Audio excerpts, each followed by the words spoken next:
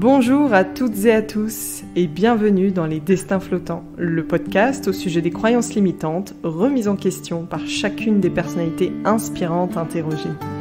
Notez le podcast sur votre plateforme préférée et partagez-le autour de vous afin de favoriser sa diffusion. Si vous souhaitez également me soutenir financièrement, je possède une cagnotte Tipeee, TIP3E, Les Destins Flottants, afin de me permettre de transmettre encore plus d'inspiration. Merci et bonne écoute.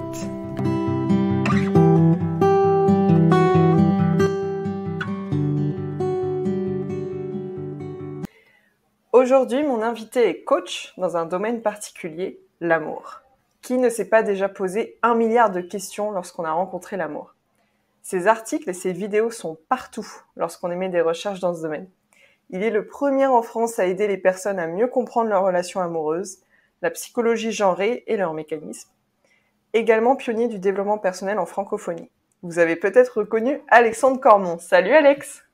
Salut Anaïs, merci pour la belle présentation, merci pour l'invitation, ça me fait trop plaisir d'être là avec toi. Avec plaisir.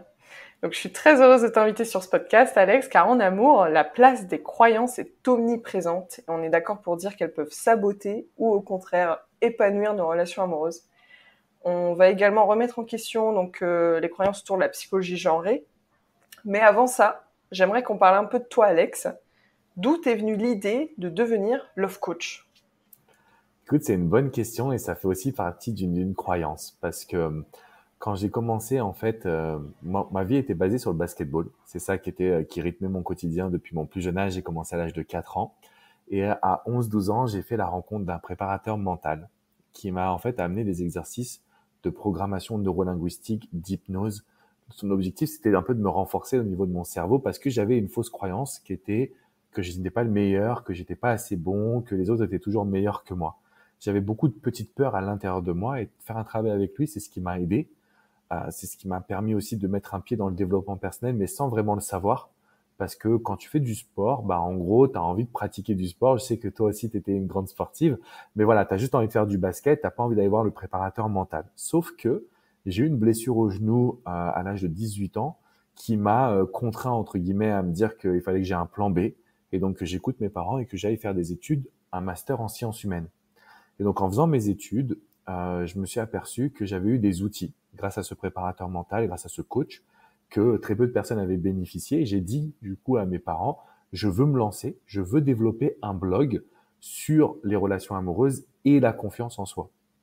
Et malheureusement, j'ai eu très peu de soutien. Donc là aussi, on a eu des fausses croyances en disant, non, mais tu peux pas te lancer, il faut que tu travailles, il faut que tu aies un CDI. Voilà, il faut absolument que tu suives le cursus, entre guillemets, classique. Donc, ce qui m'a amené à faire ce métier, en fait, c'est une situation. C'est-à-dire que j'ai aidé mon meilleur pote qui était dépendant affectif. Je l'ai aidé à restabiliser son couple, à avoir plus de confiance en lui quand il n'était pas avec sa chérie. Et à ce moment-là, je me suis dit, il y a peut-être un besoin. Donc, je vais écrire un blog, je vais me lancer à 200%. Et puis, je vais pas écouter ce qu'on me dit parce qu'on m'a dit que j'étais fou, mais j'y vais, je fonce. Et je t'avoue que je suis tombé encore plus amoureux des relations humaines, du développement personnel, du travail justement sur les croyances, sur les neurosciences également. Donc voilà ce qui m'a amené à faire ce métier. C'est une rencontre à l'âge de 11-12 ans avec un préparateur mental, une blessure qui m'a remis en cause mon avenir et surtout une aide apportée à un pote où je me dis ce que je sais, j'ai envie de le partager et ça a commencé par un blog. Et comment à ce moment-là tu as surmonté la peur que ça réussisse pas ? En fait, tu vois, je me suis lancé sans vouloir forcément réussir. J'avais juste une notion de partage. J'avais pas une notion de résultat. Premièrement, parce que j'avais la chance de vivre du basketball, donc j'avais pas de pression financière particulière. Deuxièmement, parce que c'était un projet qui était novateur pour moi aussi, donc j'apprenais tous les jours.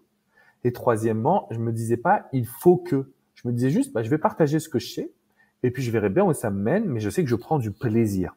Et je pense qu'il y a beaucoup de personnes qui se lancent dans le coaching, dans l'entrepreneuriat, dans n'importe quel projet, en se disant il faut, et ces personnes-là peuvent s'écrouler un petit peu sous la pression. C'est marrant que tu parles de ça parce que je suis en pleine construction de projet et parfois je m'entends dire « Attends, il faut que je réussisse à ça. Attends, non, juste détends-toi, tu vas rencontrer les bonnes personnes, ça va bien se faire. » Non, c'est ça en fait, c'est cette notion de plaisir. Je pense que quand on n'a pas spécialement d'objectif derrière, on le fait sans attendre de retour. Donc on n'est déjà pas déçu. Et comme on le fait par passion, forcément, sans s'en rendre compte, on y met toute notre âme. Et c'est très important ce que tu dis parce que ça fait aussi un parallèle pour les relations, sans attente de retour. Tu vois, dans les relations, on va parler d'une fausse croyance qui est quand même la plus grosse à mes yeux. C'est je dois donner pour être aimé. Mais en fait, quand je donne indirectement, notre cerveau, il va câbler pour recevoir en retour. Et si on reçoit pas exactement ce qu'on veut, ça développe de la peur, de l'appréhension. Mais du coup, c'est dans tous les domaines. J'accompagne des coachs, j'accompagne des entrepreneurs, des athlètes. Ils ont toujours un besoin de résultats et sinon, ça les frustre. À partir du moment où on arrive à dépasser ça, donc j'ai eu beaucoup de chance quand je me suis lancé parce que j'avais pas de pression et c'était vraiment par pur plaisir. Et donc à ce moment-là, comme on dit, les planètes sont bien alignées et tu arrives à vraiment développer des choses que tu pensais pas forcément croyables ou que tu ne t'y attendais même pas encore. Alors après, est-ce que dans la construction d'un couple, socialement, il y a quand même, je me dis, forcément un moment des attentes et des besoins qui nécessitent d'être comblés.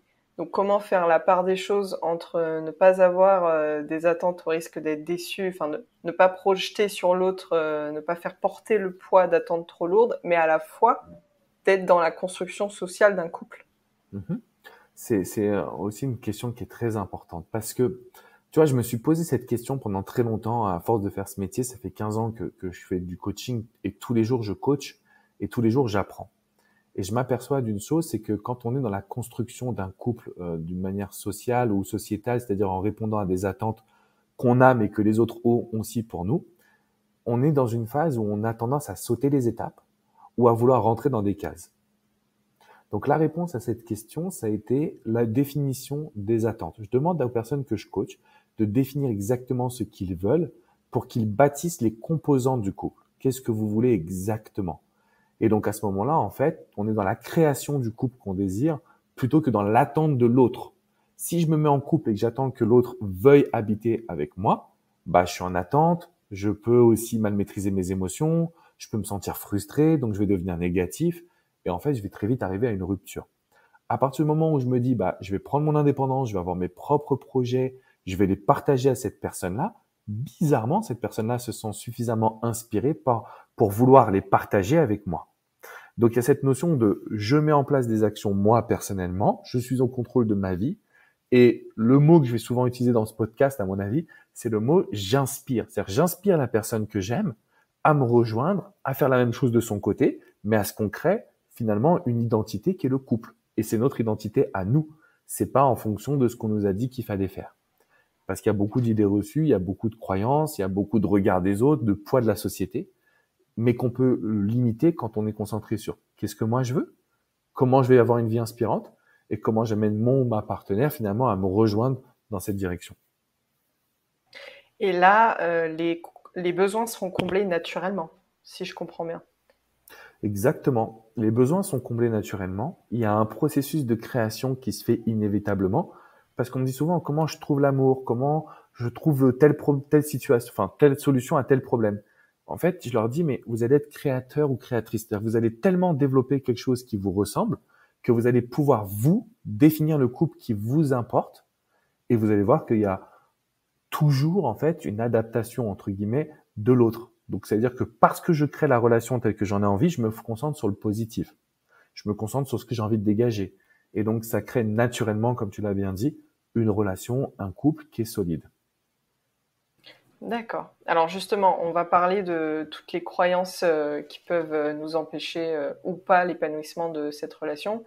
Le plus couramment, on peut penser que l'autre pense comme nous, on peut s'accrocher à quelqu'un car on pense pas être aimé par quelqu'un d'autre, que dans une relation on souhaite la même chose, que je dois lui donner de l'attention dès le début. Alors voilà, quelles sont selon toi les croyances les plus globales que tu remarques en coaching?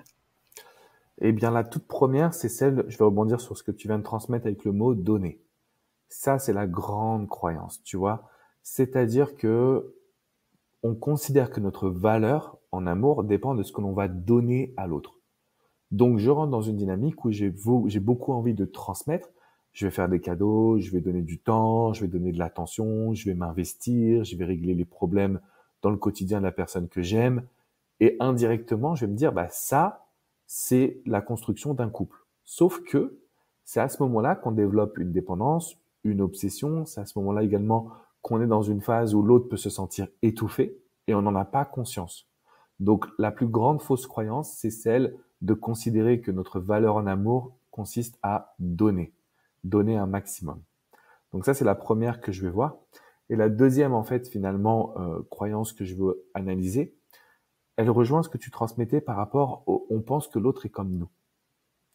Et on part du principe que nos règles s'appliquent à l'autre, ou que l'autre aura les mêmes valeurs, les mêmes envies, les mêmes règles, la même définition du mot couple, alors que ça, c'est un énorme apprentissage. Dans les relations, il faut absolument analyser la personne qu'on a en face de nous pour comprendre quel est son langage, quelle est sa définition de chaque mot, comme le mot les valeurs, les sentiments, ce qu'il ou elle attend du couple, le je t'aime. C'est des mots qui sont très puissants, mais on n'a pas la même signification. Et ça, c'est une des deuxièmes, je dirais, c'est la deuxième grosse fausse croyance que je vais voir au quotidien.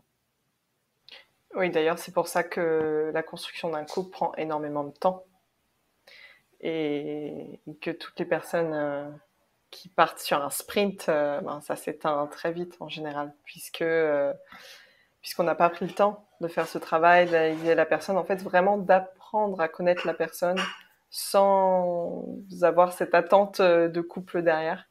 Et non, c'est pas évident justement de trouver le juste équilibre. Et je rebondis aussi sur ce que tu dis par rapport au fait de donner. L'avant-dernier épisode, j'ai interviewé Nicole Prieur, donc qui est hypnothérapeute et thérapeute familiale, et je lui ai posé la question de l'amour inconditionnel.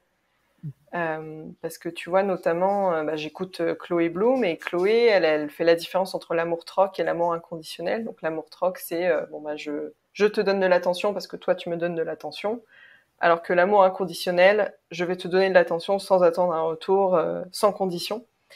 Et Nicole Prieur, justement, me disait, pour moi, l'amour inconditionnel dans un couple, il est dangereux, parce qu'il faut que les deux apprennent à donner, en fait. Si on se met dans une posture d'amour inconditionnel, déjà, on va mettre l'autre en dette énorme par rapport à nous, et on lui fait porter le poids d'un amour infini, et que dans un couple, en fait, l'amour inconditionnel, il peut pas vraiment marcher. Ça peut marcher dans une relation parentale, hein, de parent à enfant, mais dans un couple, à partir du moment où il est construit socialement, ça va être très très compliqué de se mettre dans cette posture d'aimer sans condition. En fait, c'est soi qu'il faut aimer sans condition, peut-être. Eh bien, si tu me permets de rebondir là-dessus, c'est exactement ça. Alors moi, j'ai une philosophie qui est très spéciale, hein. On pourrait débattre, je l'admets totalement pour les personnes qui vont nous écouter. Je ne détiens pas toute la vérité, mais j'ai une philosophie qui est très précise parce que ça fait 15 ans que je vois beaucoup de personnes qui souffrent. Tu vois, je pense que j'ai coaché comme très peu de personnes, si ce n'est personne dans ce monde, autant à avoir coaché dans les relations amoureuses. L'amour inconditionnel en amour, c'est pas ma philosophie. C'est pas ce que moi je vais proposer. Parce qu'en fait, je pense qu'à ce moment-là, on rentre dans une dynamique où on existe moins. Et notre nature humaine ferait qu'on va toujours tendre à donner à l'autre plutôt que de se donner à soi-même. Donc, ma philosophie, c'est tu te donnes de l'amour inconditionnel à toi et grâce à ça, tu peux inspirer, séduire, conquérir et garder dans un jeu de séduction ce qui va permettre d'entretenir ton couple et ne pas rentrer dans une routine. Parce que l'amour inconditionnel, on tombe très rapidement dans un dominant, un dominé. Et ça, pour moi, c'est quelque chose qui est destructeur dans n'importe quelle relation. Donc, je rejoindrai un petit peu l'avis de Nicole, même si j'adore Chloé et que son message, il est très puissant. Moi, je suis pour l'amour inconditionnel envers soi-même.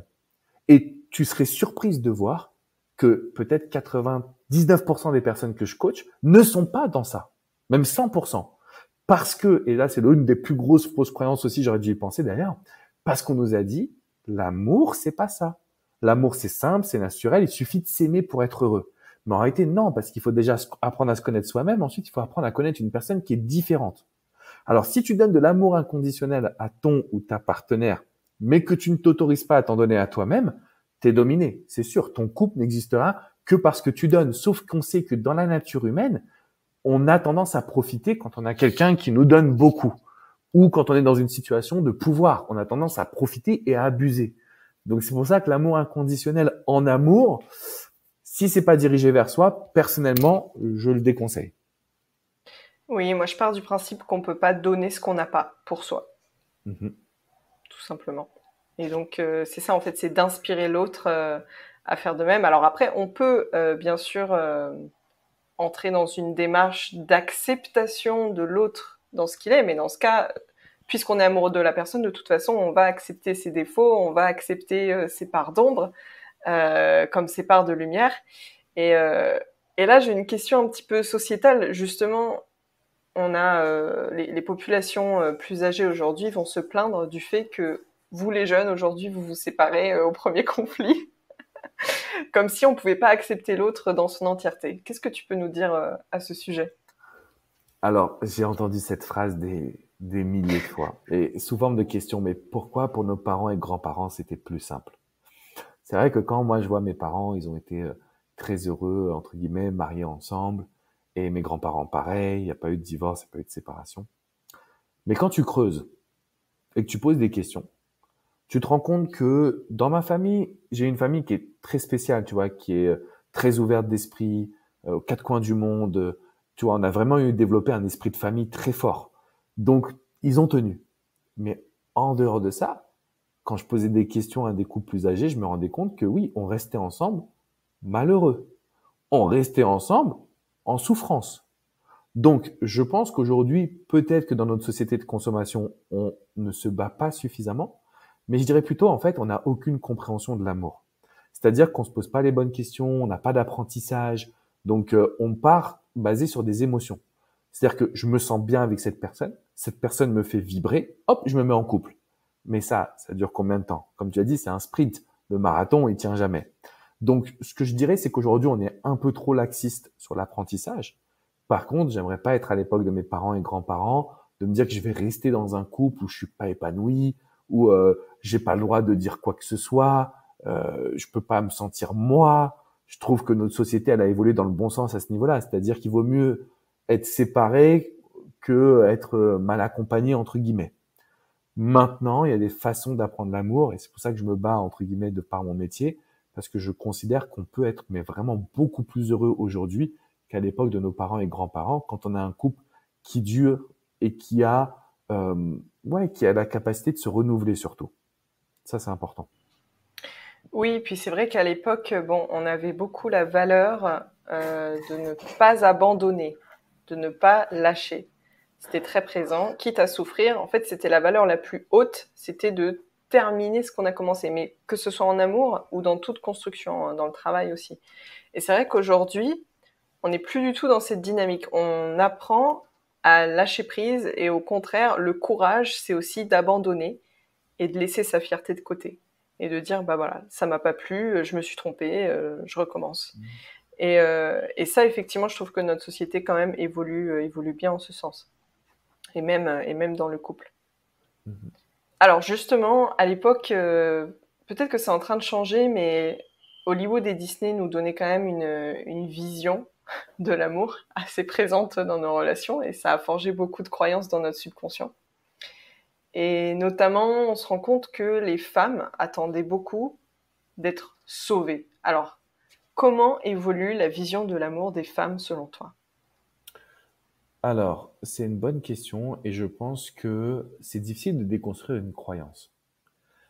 Et tu as employé un mot qui est quand même très fort quand on parle de sauver, mais qui est réel. Moi, je vois au quotidien, c'est ma vie n'a pas de saveur. Grâce à cet homme, il va y avoir de la saveur. Et quand on leur transmet une nouvelle vision, au travers de mes vidéos, de mes articles, quand je vais leur dire non, non, aujourd'hui tu ne peux plus faire ça parce que tu donnes effectivement les pleins pouvoirs à cet homme, ton bonheur est dans ses mains. C'est lui qui détient les clés de ton bonheur. C'est plus possible. Eh bien, en fait, c'est très difficile à déconstruire. Mais on se rend compte aujourd'hui qu'il y a de plus en plus de mamans solo, il y a de plus en plus de femmes, entre guillemets, féministes aussi. Il y a de plus en plus de personnes qui désirent aller dans une situation à l'équilibre. On n'a pas besoin d'être sauvé par un homme, mais il y a cette notion de petite cerise sur le gâteau. La problématique, c'est que moi, je me heurte tous les jours à cette phrase où on dit « oui, mais c'est compliqué ». Alors, tu vois, c'est compliqué effectivement déjà de passer à l'action, c'est compliqué d'avoir les bonnes réflexions, c'est compliqué de changer quelque chose qu'on nous a mis comme programme depuis qu'on est tout petit. Par contre, je peux te dire que ça évolue dans le bon sens. Je me rends compte qu'aujourd'hui, il y a de plus en plus de femmes qui évoluent vers leur indépendance personnelle, donc qui évitent les relations toxiques. Parce que c'est vrai que c'est un sujet qui est quand même assez fort et je m'en rendais pas compte parce qu'on parle à tort et à travers de pervers narcissiques, mais il y a une raison. Moi, je vois des situations au quotidien, je me dis, ah oui, quand même, il y a vraiment, ça existe, quoi. Donc, je trouve que ça évolue dans le bon sens. Je pense que le développement personnel va faire beaucoup de bien pour continuer dans cette dynamique. Et pour toutes les personnes qui vont nous écouter, qui ont vécu quelque chose de toxique, j'ai envie de leur dire, je pense qu'il faut passer par là. En fait, en tant qu'être humain, on ne remet pas en question les croyances limitantes tant qu'on n'a pas vécu quelque chose de difficile, de douloureux. Et c'est OK. Et quand j'ai ce discours, c'est vrai que je vois le visage des femmes que je coach qui changent, qui disent, ah, finalement, je suis pas nul, je suis pas bête, en fait. OK, il a fallu que je passe par là pour aller vers mon bonheur. Et c'est OK, c'est le cheminement d'une vie. On peut pas apprécier son bonheur quand on n'a pas vécu des difficultés. Ça, c'est d'une certaine façon logique ou naturelle. Donc voilà un petit peu. Donc moi, je suis plutôt content. Je suis fier de voir la société qui évolue, d'avoir aussi de plus en plus de leaders féminins. On a parlé de Chloé, Nicole, je ne la connais pas, mais voilà, d'avoir des personnes qui sont dans des dynamiques à transmettre. Et je pense que les femmes sont de plus en plus ouvertes au développement personnel, plus que les hommes. Hein. Moi, je le vois. Bon, certes, j'ai un discours qui s'adresse beaucoup aux femmes, mais dans tous les événements et avec toutes les personnes que je côtoie, on voit de plus en plus de femmes qui s'intéressent au développement personnel. Oui, on devient de plus en plus leader, actrice de nos vies. Yeah, femme créatrice, souveraine. Et c'est magnifique, franchement, c'est magique. Alors justement, on va parler un petit peu de la psychologie genrée. Donc, les femmes viennent de Vénus, les hommes viennent de Mars. On se rend compte que les hommes, en amour, ont davantage besoin d'être challengés que les femmes. Qu'en amour, nous avons constamment besoin de défis. C'est un peu ce que j'appelle l'amour trophée. Alors, première question, selon toi, pour quelles raisons? Et deuxième question, est-ce un amour durable? Et est-ce que cette dynamique nous permet véritablement d'aimer la personne? Ou n'est-ce pas simplement aimer l'idée de l'amour? Bon, je te laisse répondre à la première question. Ouais, alors en fait, bon, moi je vais pas aller contre la science, hein. Ça a été prouvé scientifiquement que l'homme a un côté chasseur. On revient à cette histoire d'homme préhistorique qui devait partir conquérir l'animal pour amener à manger au foyer, et la femme qui est plus dans une énergie féminine de recevoir, de nurturer, de s'occuper des enfants, de gérer le foyer d'une certaine façon. On a eu cette image-là un petit peu, comment dire, depuis aussi notre plus jeune âge, d'une certaine dynamique.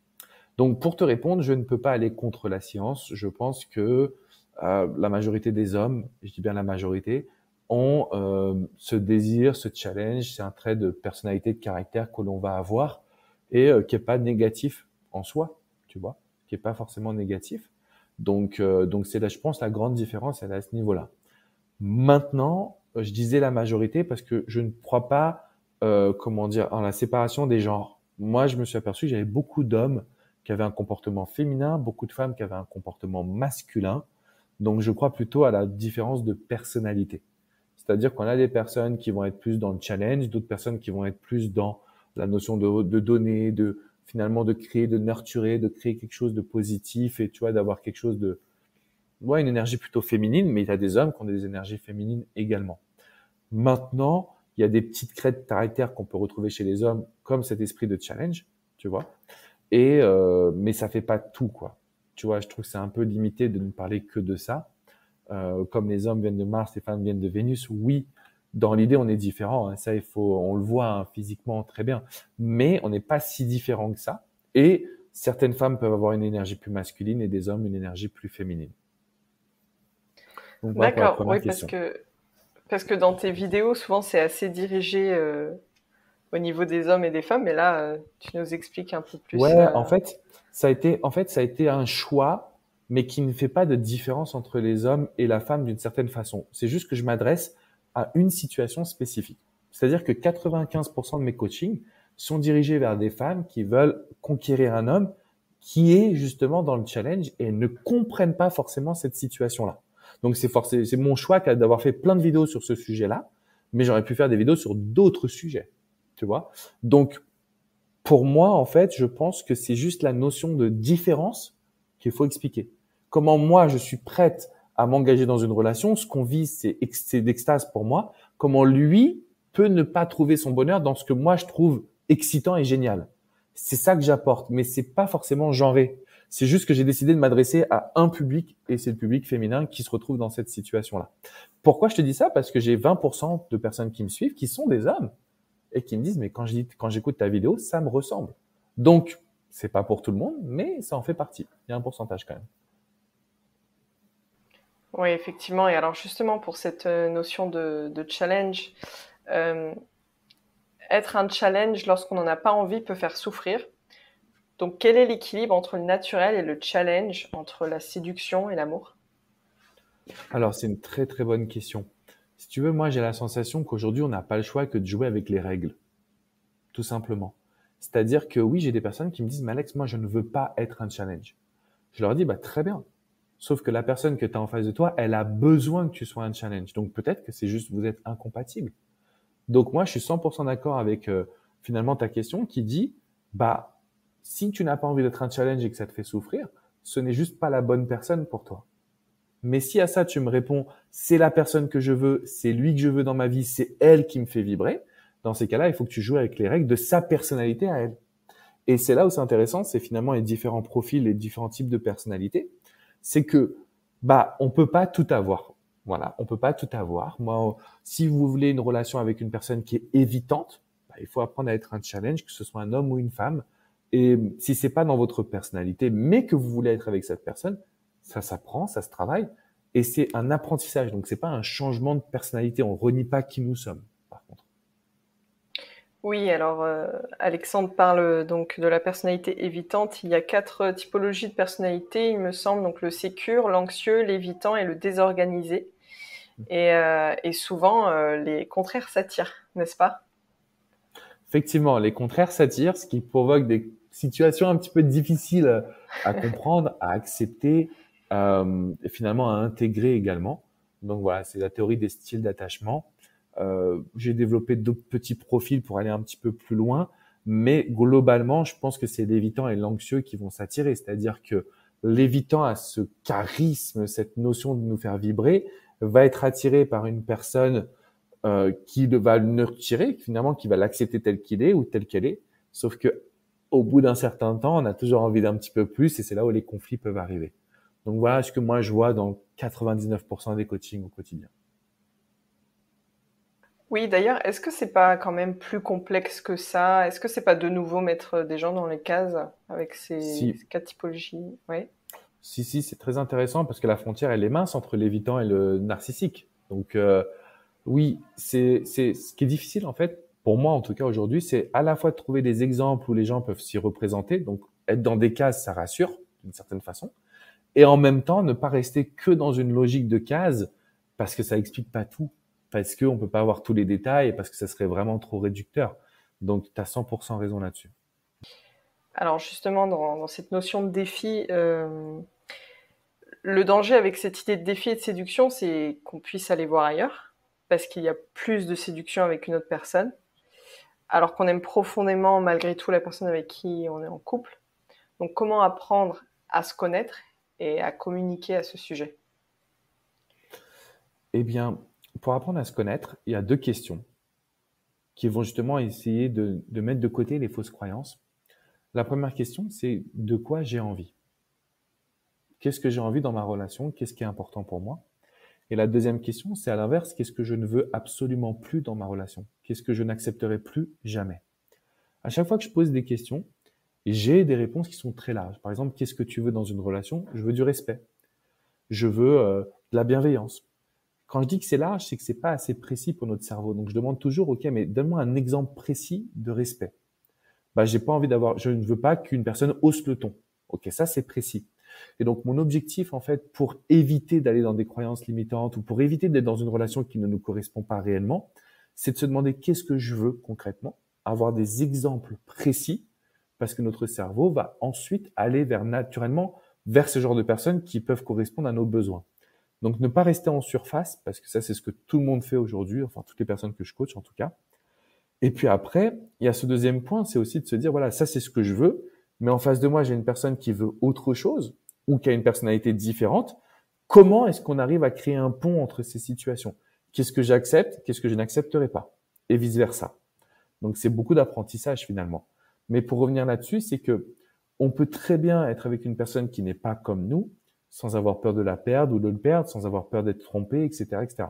Pour ça, il faut connaître ses besoins, que la relation réponde à ses besoins et qu'on ait aussi chacun notre propre identité, nos propres envies également. Et là, bon, je me fais un peu l'avocat du diable, mais est-ce que ce serait pas projeter des critères trop nombreux sur la personne et donc de passer à côté d'une histoire d'amour? Eh bien, écoute, disons que l'idée, c'est pas de projeter un critère, c'est d'avoir des attentes prédéfinies. C'est-à-dire, voilà, je sais ce que moi je veux. Parce que sinon, qu'est-ce qui se passe? Notre cerveau, il dit, ben voilà, comment tu te sens? Très bien, va vivre ton histoire d'amour. Mais bon, au bout de quelques casseroles, on se rend compte que c'est pas comment on se sent qui bâtit une relation, mais plutôt dans l'apprentissage de la personnelle. Bah, l'idée, c'est que moi, ce que j'ai trouvé comme solution, c'est bah, définis ce que toi tu veux. Comme ça, tu perdras pas la tête quand tu es amoureuse. Tu donneras pas trop à une femme qui peut-être t'apporterait en retour. Donc, ça marche aussi pour nous, messieurs. Tu vas pas te retrouver dans une phase où tu donnes, mais tu reçois peu parce que tu as aussi mis ton cerveau sur ce que tu veux recevoir. Et là, si tu veux, pour moi, Naïs, c'est une énorme fausse croyance qu'on est en train de déconstruire. C'est que finalement, pour être heureux en amour, bah, plutôt que de demander ce que je dois donner à l'autre ou qu'est-ce que l'autre veut, c'est de se recentrer sur soi. Qu'est-ce que moi je veux? Et là, on me dira, oh, mais Alex, moi, j'ai pas envie d'être égoïste. Il faut faire la différence entre aller chercher ce qui est important pour nous et être égocentrique. Être égocentrique, si je ne pense qu'à moi, je m'en fous de l'autre. C'est pas ça. Là, vous restez qui vous êtes, c'est-à-dire une très belle personne, sauf que vous intégrez une nouvelle, finalement, vision de l'amour avec une petite étape qui consiste à je veux recevoir. C'est important pour moi de recevoir de l'amour et c'est ce qui apporte le plus de résultats à mes coachés. C'est assez troublant d'ailleurs. Oui, c'est ça, c'est vraiment d'apprendre en profondeur à connaître ses besoins et ses envies, et ça passe, parfois, ça peut passer par une période de désert. Je sais que quand j'en parle avec mes amis, tous mes amis qui sont passés par cette période de désert, ils en ressortent mais tellement grandis du point de vue de la connaissance de soi-même. Et aujourd'hui, parce qu'on parle toujours de nos états d'âme en amour avec nos amis, mais quand j'ai des amis qui sont un peu perdus là-dedans et qui enchaînent les start and stop, et je leur dis toujours, mais si t'as essayé de rester sans relation pendant un bon moment, rien du tout. Ah ouais, mais non, c'est compliqué quand même. J'aime bien ça. Je dis oui, mais en fait, si tu veux vraiment savoir ce que tu veux et te connaître toi, je pense qu'il faut enlever l'autre du paysage pendant un certain temps. Je sais pas ce que t'en penses. Eh bien, moi, je suis passé par là aussi. C'est-à-dire qu'il y a eu des moments dans ma vie où j'étais dépendant affectif et il a fallu, pendant un an et demi, que je n'ai rien. C'est-à-dire, je pouvais aller en boîte de nuit, je n'allais même pas draguer, je ne récupérais pas de numéro, j'avais pas de bisous. Et au bout d'un certain temps, je me suis dit, mais en fait, je suis heureux. Tu vois, je suis heureux avec moi-même. Donc, quand je vais rencontrer une femme, ça va être la cerise sur le gâteau. Mais j'ai bâti mon gâteau. Et je pense qu'aujourd'hui, en fait, comme tu le disais, on a tendance à vouloir être sauvé par l'amour. C'est-à-dire qu'on ne se suffit pas à soi-même, on n'est pas épanoui, et l'amour va être la solution à tous nos problèmes. Sauf que du coup, on remet notre bonheur dans les mains d'une autre personne, c'est quelque chose qui risque quand même d'être compliqué. Donc, ce que tu dis, pour moi, c'est essentiel. Alors après, un an et demi, 2 ans, 2 mois, 3 mois, 4 mois, la durée n'est pas fixe, mais le fait de se dire à un moment donné, mais en fait, attends, j'ai pas besoin de quelqu'un d'autre pour être heureux, bah c'est quand même un gros soulagement parce que c'est pas ce qu'on nous a dit depuis notre plus jeune âge et c'est pas comme ça qu'on a aussi bâti ou visé pardon une relation amoureuse quoi. Jamais on a vu ça. C'est le fait de ne pas se sentir complet. Et c'est vrai que dans les croyances Mhm. subconscientes, c'est beaucoup véhiculé par ce qu'on a regardé en étant enfant, dans les dessins animés, à la télé, parce que notre inconscient ne fait pas la différence entre l'imaginaire et la réalité, hein. C'est quelque chose qu'il faut Clairement. vraiment avoir à l'esprit. Donc les films, les séries, les dessins animés, c'est quelque chose qui s'imprime dans notre inconscient et on n'a pas de pouvoir dessus, hein. On va l'imprégner, on va le projeter sur notre réalité. Euh, D'ailleurs, à ce sujet, je suis en train de faire une pause film et série depuis un an et mon rapport à la réalité change. Voilà, petite parenthèse. Mais C'est énorme. c'est très intéressant de voir comment j'arrête de fantasmer ma vie. Et, euh, et ça, en amour aussi, je pense que c'est hyper important de cesser de fantasmer l'amour, le vrai, le véritable. Et en fait, ça nous fait perdre pied de notre réalité, de la réalité de ce qui est vraiment. Et ça nous empêche d'être dans le moment présent. C'est exactement ça et du coup on a plein de fausses croyances qu'on ne voyait pas en fait. On s'en rend pas compte, tu vois. Mais le fait de faire une diète aujourd'hui, surtout je pense de la télévision quand même, c'est quelque chose qui permet de rentrer dans un état d'esprit positif, de se remettre en cause, de se remettre en question et de se dire, bah peut-être qu'il y a quelque chose d'autre finalement à aller vivre, à aller chercher. Et ça fait peur. Ça fait peur parce qu'on se dit, est-ce que je suis pas bizarre? Est-ce que je me plante pas? Est-ce que je prends pas une mauvaise décision? Tout ce qui sort de l'ordinaire fait peur. Mais j'ai envie de dire que quand on se rend compte qu'on a suivi toutes les règles sociétales, on n'est pas vraiment heureux, hein. On n'est pas vraiment épanoui. Donc, que ce soit en amour ou dans n'importe quel domaine. Donc voilà, je valide totalement ces notions de nouvel apprentissage finalement, de nouvelle éducation que ce qu'on nous a mis jusqu'à maintenant en tête, quoi. Oui, c'est vrai, tu as raison. Parce que moi aussi, je suis passée par la période du désert comme toi. Et je me souviens que les premières remarques que j'avais de la part des gens, c'était oh, bah, c'est un peu triste quand même. Oui, sûrement que Mhm. sur le plan purement physique, c'est triste. Mais par contre, qu'est-ce que j'ai appris sur moi? Qu'est-ce que j'ai avancé dans la connaissance de mon être profond? Et, euh, et qu'est-ce que je me sens mieux dans mes relations? Et en fait, je pense qu'on a peur aussi de sauter le pas parce que on a la croyance qu'être seul, c'est être malheureux. Et on est jugé en conséquence. Tu vois, qu'est-ce que c'est triste? Tu devrais trouver quelqu'un. Ou alors, si t'es seul, ça veut dire que t'es nul, quoi. Ça veut dire que personne ne veut de toi, quoi. Limite, t'es un paria de la société. Donc, c'est ça qui pose problème. Donc, du coup, on préfère être dans une relation soit toxique, soit négative. Et puis, comme tu disais, on a toujours cette notion quand même de s'y accrocher un petit peu. Faut que j'aille au bout, faut que j'aille au bout. Ou, pour vous, mesdames, alors j'aime pas faire le genre et non plus, mais là, ça, je l'ai entendu des milliers de fois. Il faut vraiment que je le dise aujourd'hui. Il va changer. Ou je vais le faire changer. Mesdames, il va pas changer. Si c'est un homme à femme, c'est un homme à femme. Ne vous brûlez pas, il faut pas aller se brûler les ailes. Mais voilà, plus sérieusement, en fait, c'est ça, c'est qu'on préfère être dans ce genre de situation parce que c'est fait bien de dire qu'on est en couple. Tu vois, si on est célibataire aujourd'hui, on est vu, peu importe notre âge, peu importe notre sexe, on est vu un peu comme quelqu'un finalement de pas estimable entre guillemets, quoi. Oui. Alors, à ton avis, d'où viennent nos peurs en amour? Est-ce qu'elles viendraient de nos parents? Alors ça, c'est une bonne question. Les peurs en amour, à mon avis, elles vont prendre plusieurs sources. Je pense que l'enfance qu'on a, tu vois, les ancrages et puis aussi les traumatismes, ou on pourrait même parler de blessures du passé, forcément, ça vient de l'éducation qu'on va avoir. L'éducation parentale va forcément jouer. Maintenant, j'ai la sensation au travers de mes coachings que la peur va être, comment dire, instaurée vis-à-vis des relations qu'on a eues par le passé. Tu vois, c'est simple, hein, il suffit qu'on ait été trompé une fois pour que cette peur, elle soit c'est tellement traumatisant, c'est tellement déstabilisant, c'est tellement dur pour soi-même que finalement, cette peur, elle va rester, elle va créer une forme d'ancrage. Donc, je dirais que le rôle des parents, oui, c'est sûr, ça en joue. Le rôle de la société aussi. Donc, je dirais en numéro 2, parents, numéro 3, la société, numéro 1, c'est des expériences perso que l'on va vivre. Les expériences perso sentimentales, elles laissent des ancrages qui vont développer des peurs, mais immédiates, quoi. Et malheureusement, comme on le sait, si on se concentre sur les peurs, elles arrivent, elles se matérialisent et là où on met notre état d'esprit, là où on met nos pensées, on les obtient. Donc, c'est souvent le négatif à ce moment-là, quoi. Ah, merci, tu viens de démontrer tout mon podcast. Je me tue à dire que nous créons notre réalité en fonction de ce que nous pensons et on attire à nous totalement toutes nos vibrations intérieures. Et c'est presque... Alors là, bon, on rentre dans le spirituel, mais pour moi, ça a vraiment une portée presque spirituelle, vibratoire. C'est-à-dire que, tu vois, d'août, j'ai eu un gros stress par rapport aux finances. Et même la nuit, je serrais les mâchoires tellement j'étais en stress.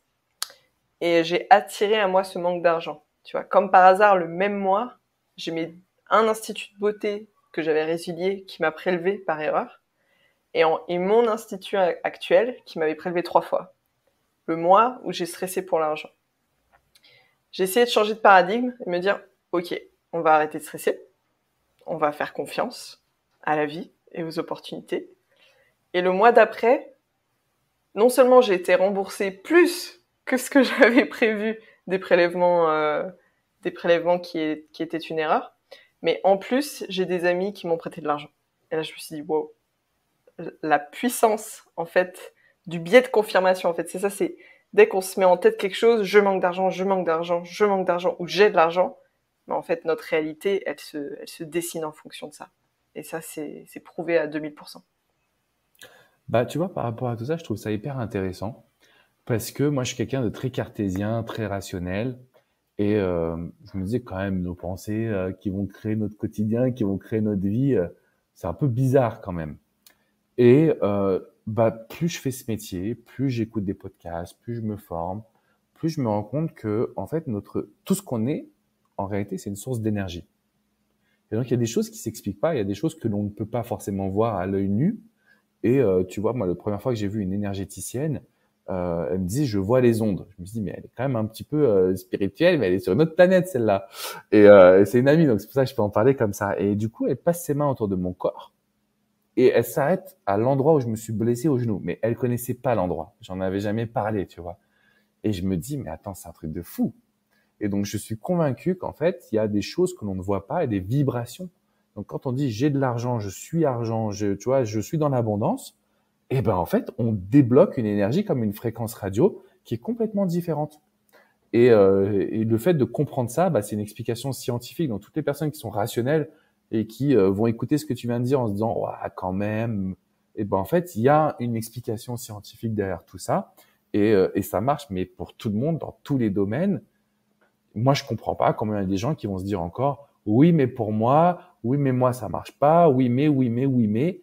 Écoutez, franchement, les amis, non, ça fonctionne, c'est vrai. Et ce qu'Anaïs vient de transmettre, c'est juste une règle tellement puissante que si on la refuse, en fait, c'est là où on reste toujours ignorant, quoi, de ce qui se passe réellement dans notre vie et de cette fameuse loi de l'attraction, si on peut l'appeler comme ça. Exactement. Alors, pour revenir aux blessures du passé, pourquoi, selon toi, la rupture amoureuse est-elle une des épreuves les plus difficiles à surmonter? À chaque fois, on vit un deuil terrible, comme si on avait perdu un proche. À ton avis, pourquoi c'est aussi difficile comme épreuve? Pareil, on va pas pouvoir lutter contre la science qui dit que une rupture sentimentale, c'est comme un deuil d'une personne qu'on aime. C'est-à-dire qu'on aime un parent ou un grand-parent qui part malheureusement. En fait, c'est la même douleur quand on est quitté par la personne que l'on aime.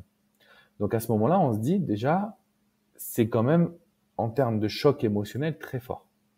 Aussi revenir sur une autre grosse croyance, parce que c'est quand même le domaine qui m'a permis aussi d'arriver là où je suis, c'est que moi, je crois à la reconquête amoureuse. Je crois au fait de récupérer son ex et non pas à se dire, récupérer son ex, c'est comme ravaler son vomi. Mais, pour nuancer, je ne crois pas à toutes les reconquêtes. Quand on a été dans une relation toxique, quand on a été dans une situation où l'autre ne change pas, n'évolue pas, ça marche pas. Par contre, en amour, bizarrement, c'est le seul domaine où on n'a pas le droit à l'erreur. Faut qu'on fasse un sans faute. Tu vois, c'est comme si tu vas jouer au bowling, tu dois faire que des strikes, sinon c'est que ça marche pas, t'es nul. C'est compliqué pour moi. Donc, je pense qu'en amour, on évolue quand on vit des coups durs. Donc, je crois à la reconquête.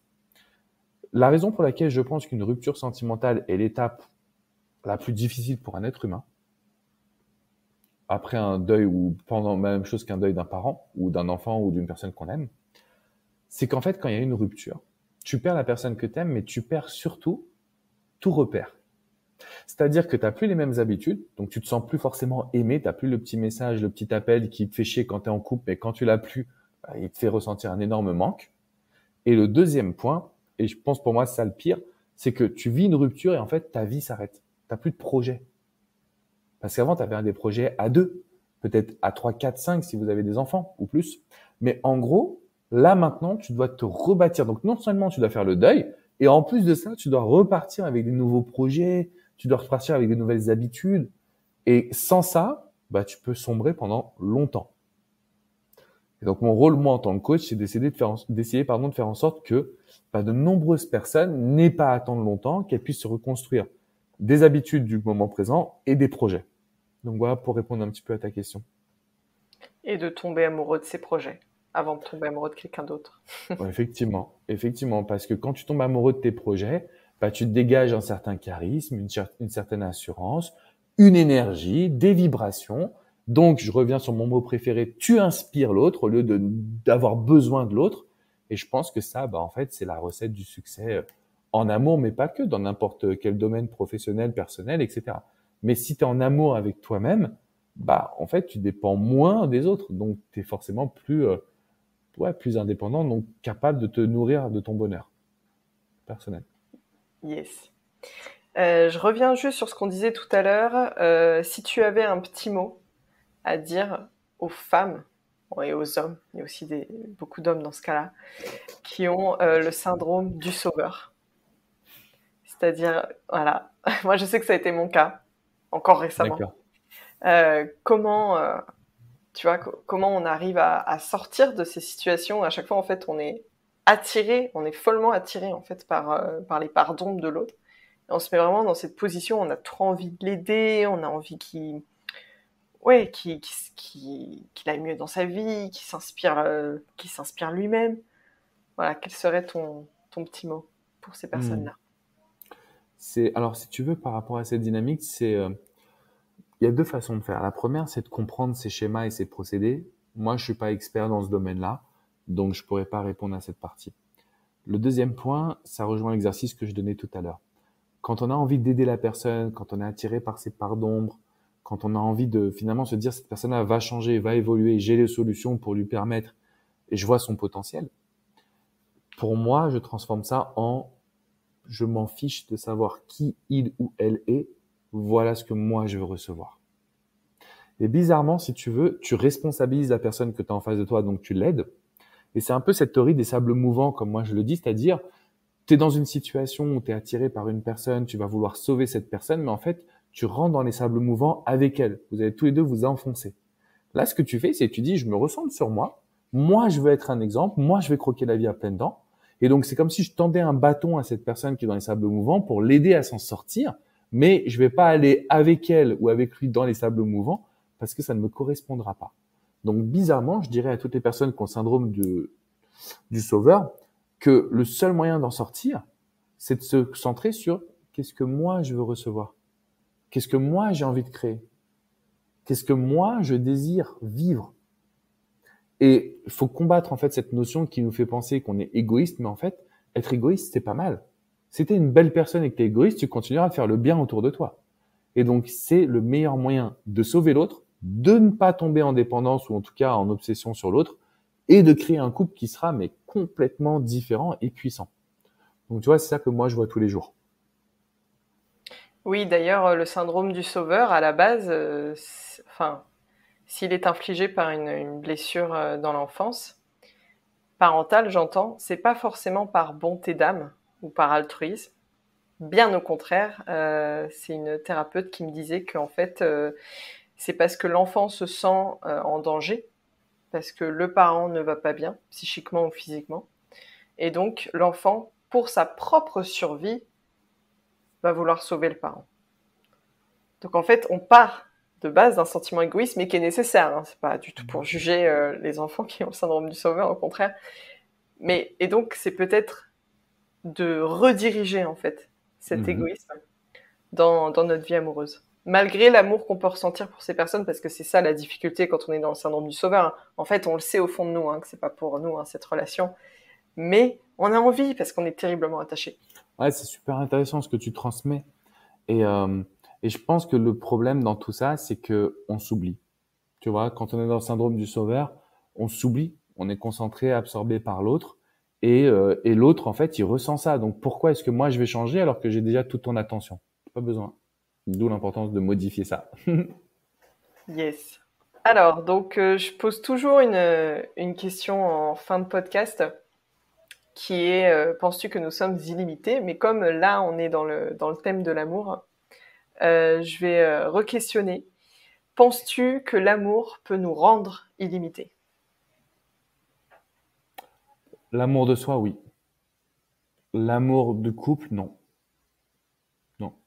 Tu vois, je pense qu'il faut remettre ça en place, c'est-à-dire l'amour de soi, oui, ça nous rend illimité. L'amour du couple, non. Parce que ça veut dire qu'on n'est pas recentré sur soi. Et pour moi, du coup, on arrive à se dominant-dominer. Ok, c'est Voilà. clair, net et précis, à l'image d'Alexandre Cormon. Alex, merci infiniment pour ce podcast. Je pense que là, Merci à toi. on en prend de la graine pour nos futures relations amoureuses. Merci pour l'invitation. Encore désolé parce que je sais que j'ai loupé le créneau de lundi et tu as gentiment accepté de décaler. J'étais pris dans mon esprit avec plein de trucs à faire, mais merci. J'espère que ça vous a aidé. Donc, si vous avez des questions, des besoins, n'hésitez pas. Et c'est quoi? Il faut mettre 5 étoiles sur les podcasts, non? Si je dis pas de bêtises. C'est ça. Ah oui, il faudrait que tu en partages aussi. Je vais partager à fond, bien sûr. Bien sûr, bien sûr. Avec plaisir. Merci Alex. Merci à toi, Anaïs. À très bientôt.